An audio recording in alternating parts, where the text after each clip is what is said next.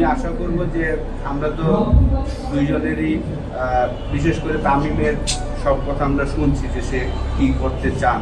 আর BCB নির্বাচনের আগে ঠিক এইভাবেই সরাসরি আমিনুল ইসলাম বুলবুলের পক্ষে কথা বলেছিলেন মোহাম্মদ আশরাফুল।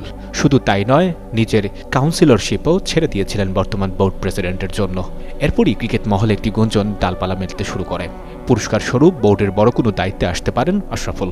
সেই পদটি আরও সুগম করে দেন সিনিয়র সহকারী কোচ মোহাম্মদ সালাউদ্দিন এবং তার শিষ্যরা।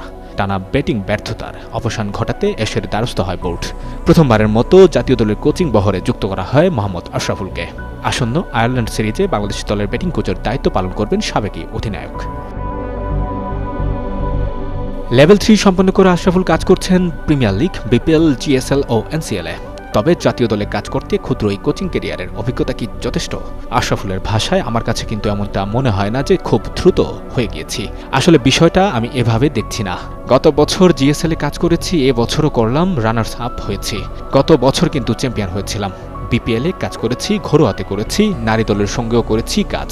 এছাড়া আন্তর্জাতিক ক্রিকেট খেলেছি, অধিনায়কও ছিলাম। যে কারণে আসলে মনে হয় না যে খুব তাড়াতাড়ি কোচ হয়ে গিয়েছি।